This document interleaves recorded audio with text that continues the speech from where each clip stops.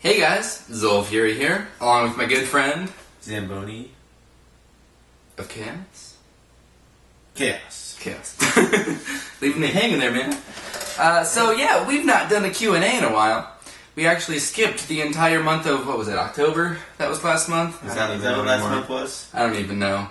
Yeah, I don't know. Time's been wibbly wobbly as of late. Yeah. Things have been kind of The timey-wimey's been wibbly wobbly. Yeah. So yeah, we're kind of sort of making up for it. Well, we hope to have another one before the end of the month, seeing as it is still early in the month. So, yeah, so here we go. We had a great suggestion from, I don't remember what the guy's name was. I know, I'm terrible. Let me find it real fast. We had a great suggestion where he suggested that, I actually closed out of it, so never mind. He suggested that we should have an overview of what we will be talking about in the video. And I thought that was a fantastic idea. So let me go over briefly what topics we will be addressing, and you should see annotations popping up in probably the other order, the other way, across the screen, as I see mentioned. anything. Not yet, because they're not up there yet. Yeah. Okay. So it's like we're in the past. See, I told you time was wibbly wobbly. Okay, so first topic is going to be about your accounts linking from Guild Wars 1 to Guild Wars 2. Mm-hmm. The second one is about a silly one about girlfriends. What are you talking about? It's so important. Third one is about the complexity and depth that I don't know how to summarize this. Basically, it's talking about we won't really have builds, so to speak, in the Guild Wars 1 sense in Guild Wars 2, and how that affects the game, and that's going to be pretty cool to talk about. After that, we will have another silly one about girls. After that, we'll have one a little bit about attributes and stats. Personal question about which capital city we like, what our favorite feature is, and jeepers, we got a lot of these. Why did I pick so many? Dude, you were too busy watching Day 9 play Amnesia. I was. You were just like, all of them. I was just like, yeah, just these, just go. Another one about fast travel. Not another one, just another one, comma, about fast travel. Something about guilds for me personally, which is interesting, and the last one will be about monthly fee and their sustainability. Not monthly fee, expansions and their monetary sustainability, to use fancy terms. Well, we better get right into it. We better get right into it. So, without further ado, first question comes in from Zombie Sniper 64, and he says, "My question is about the account linking in Guild Wars 2. They already said that you cannot play your Guild Wars 1 character in Guild Wars 2, but since your first character's Hall of Monuments is a part of the game, does that mean that your character names will be reserved? I started Guild Wars late, and it took me forever to finally find a name that wasn't taken. I don't want to have to go through that again in Guild Wars 2, because all the good names will be taken." Okay, I definitely understand that. Yeah, definitely. That's a big problem. We're trying to find a good name for our guild, and this kind of ties in, and I'll get to that in a second, but all the good ones are taken, so we understand. All we know at this point is that your names will be reserved, and the guild name will be reserved, so that you can take your top-tier, awesome, well-known guild and have that in Guild Wars 2 with the same name, with the same people. And they really wanted that to just so people aren't like, well, we got to start all over now, So there's that. You will definitely have the same names reserved. So I have my XollFury character in Guild Wars 1, and I will have that reserved for Guild Wars 2 when that comes out. That's about all I can tell you. I'm not sure. So I would say don't be worried about trying to find a new name. I don't know how names will work, if they have to be two names or two words, or if they can be one, seeing as most Asura names are just one word. I wonder if they'll get...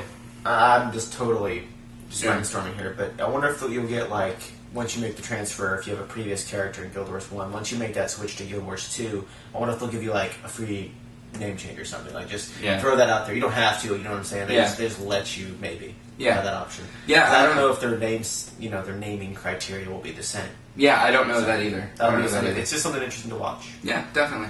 So, moving on. Next question comes in from Tall Guy 752, and he asks, if you don't know the backstory to this one, we got a question in our last Q&A, which was,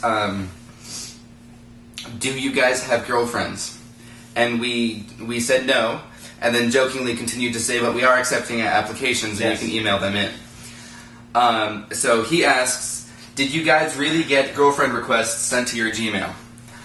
I responded to that comment saying no, because I personally didn't. But this guy, why don't you go ahead and say some and explain this, sir? Well, see, the difference between you and me is... Oh, here we go. No. Forget that. No, yeah, that was totally a joke. We were totally just trying to be funny, which we try so often to do and fail miserably at. But this time it actually paid off, because I did get an application that was very laid out. It had all the details and everything. It had it was very nicely sorted. You could tell it was a girl because everything was very neat.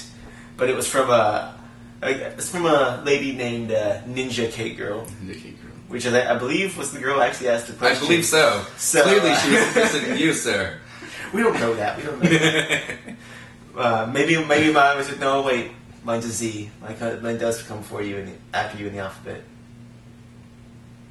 I guess I'm just a winner. Yep. But no, it was cool, and it made my day. I thought that was pretty funny. Yeah. It made me smile. So thank you very much for that. That was cool.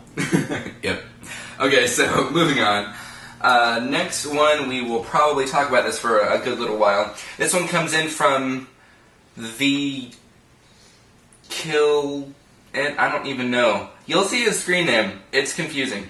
It's got a bunch of random capitals and numbers. One of these days we'll learn how to read. Yeah. Anyways, so he says, I don't know how good you were at creating a build, but in Guild Wars 1, it could be complicated to create an effective build without PVX Wiki, which was a very popular wiki site for builds that worked. By the way, to answer that briefly, I was terrible at making builds, and I used PVX Wiki a lot. Moving on.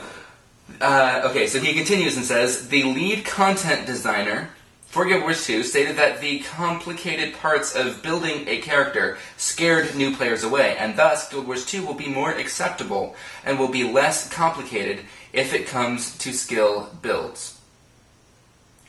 You can see this. You can see this in the fact that the first 5 skills are bound to weapon choice.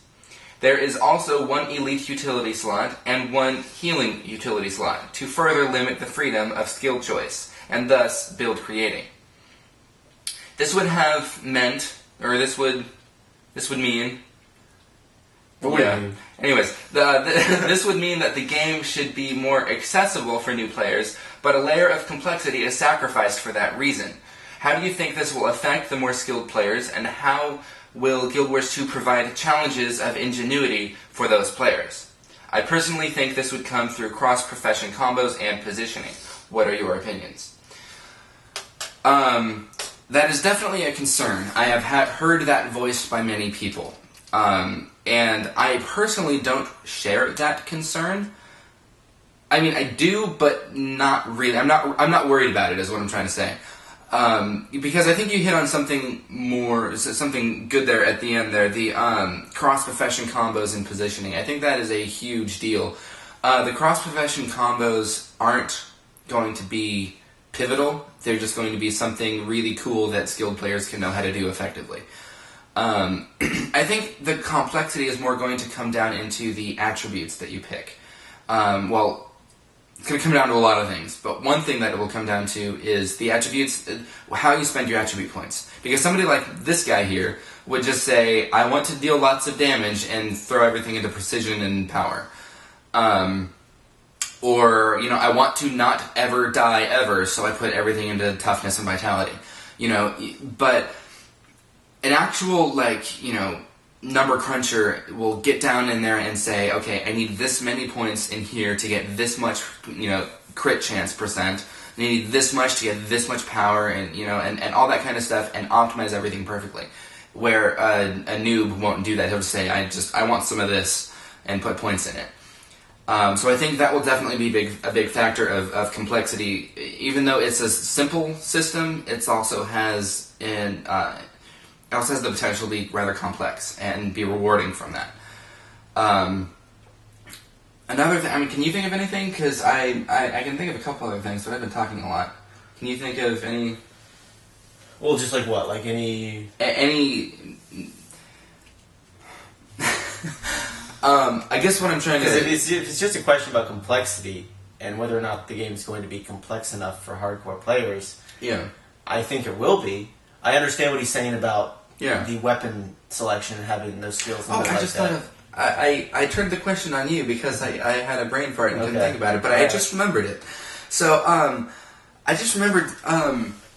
one thing that will also be huge is while we can't pick specific skills, each weapon has a different purpose.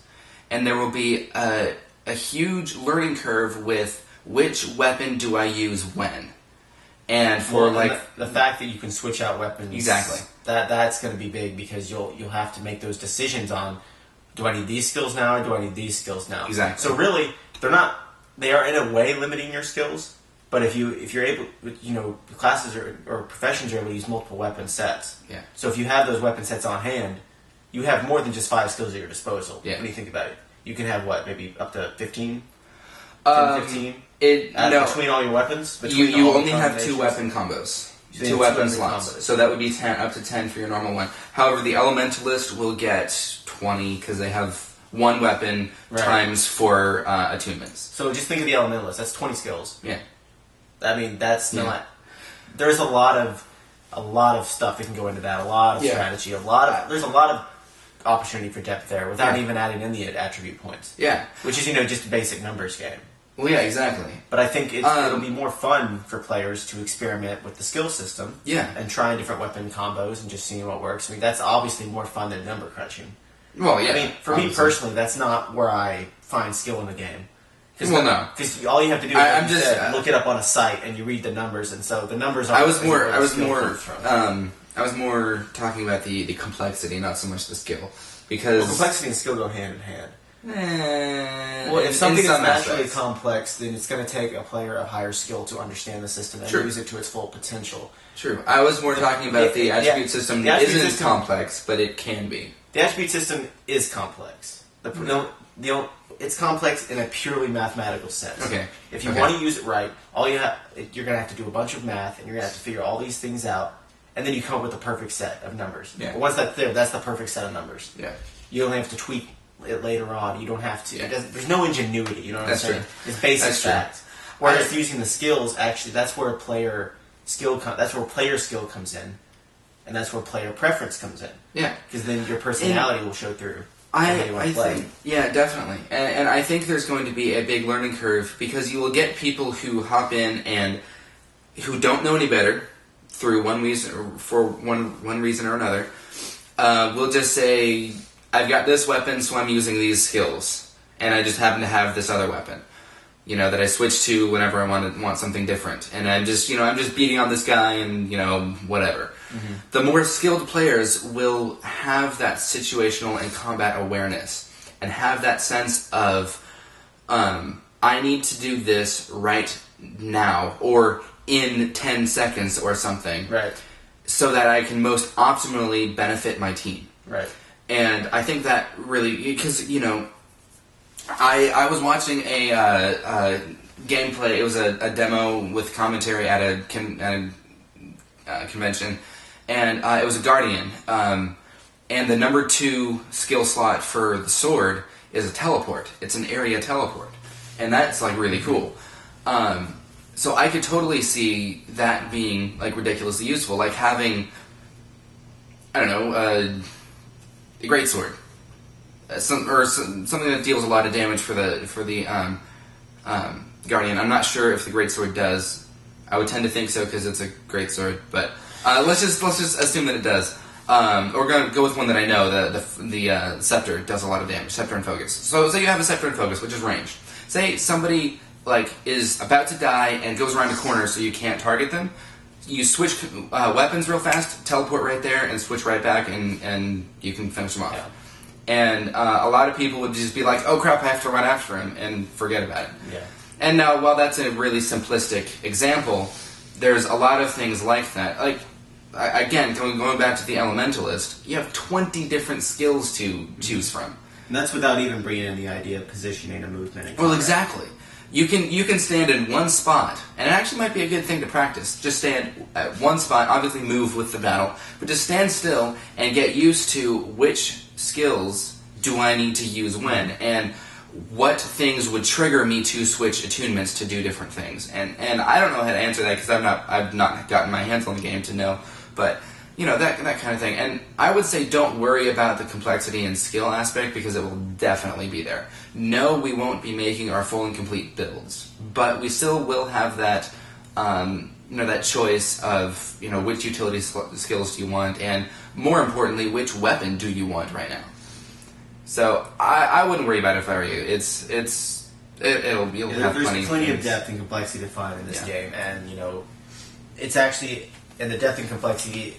They're putting it in a place that can be found through experimentation and actually having fun with the game and playing it, not running numbers and looking up and just finding the optimal builds because they're the optimal builds. Right. And we've been talking about that for way too long, so moving on. Next question comes in from Sweet Nanita. I'm not sure, but anyways, she, I guess. I would hope so. Asks, I have a question or two. 1, what state are you in? 2, ages, at least range. 3, what kind of girls do you like? Don't say live ones, please. Well, hey, to be fair, I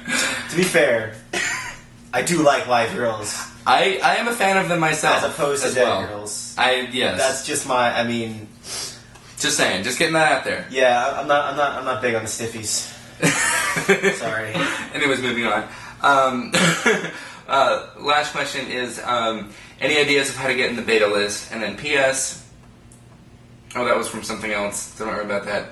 Then you ended in Kiss Kiss, which is kind of... Aw. Yeah. Aw. Makes me warm inside. Yeah. So question number 1, what state are you in? Texas. Central Texas. I live in Austin. Is that where we are? Pretty sure, last I checked. Unless we Texas is pretty big. It's kind of hard to lose yourself in it.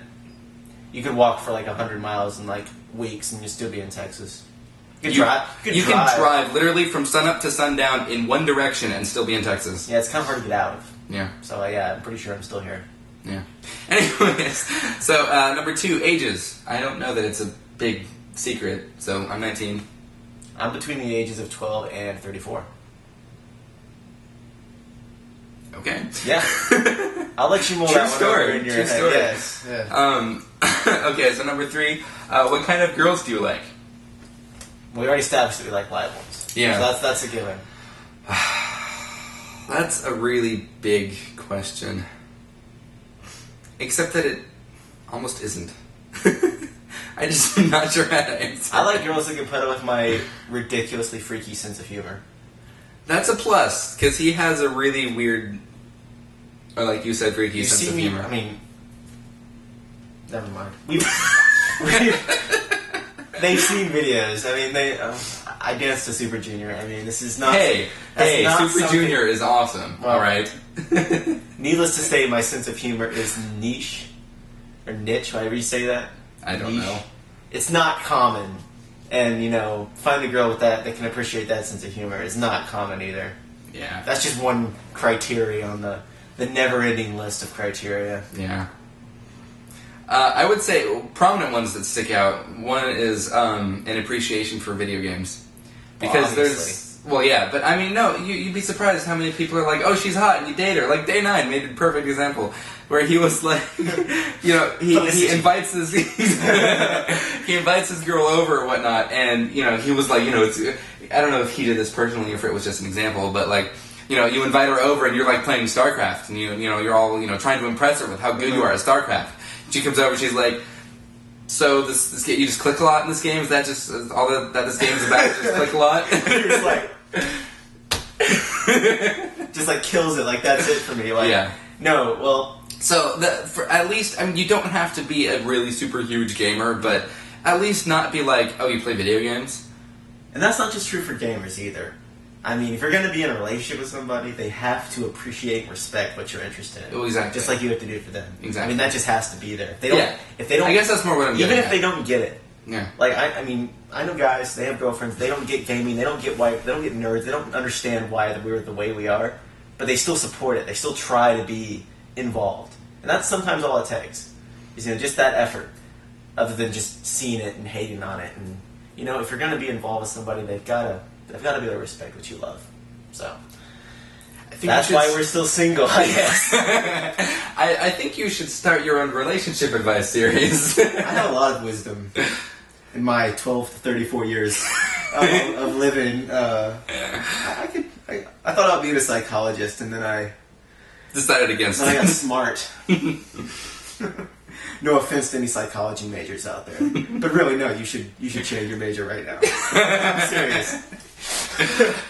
XollFury and Zamboni Chaos, giving out the relationship advice. Dishing out the love advice. Yeah. We have a new show called The Love Boat. The Love Boat. There's no boat. There's just this room, but it's still we call it The Love Boat. Yeah. We should. I don't know. That is a thought for Let's another move time. on. Moving on. Too many other bad last question is: any ideas on how to get in the beta list? I heard you personally establish a relationship with one of the developers. It's about the best advice I could give. Go to their birthday parties, buy their kids presents. Bribes help. Slip them a roofie and get them to sign a paper. Just typical stuff. Yeah, it's just typical stuff. Yeah, no big deal. Moving on.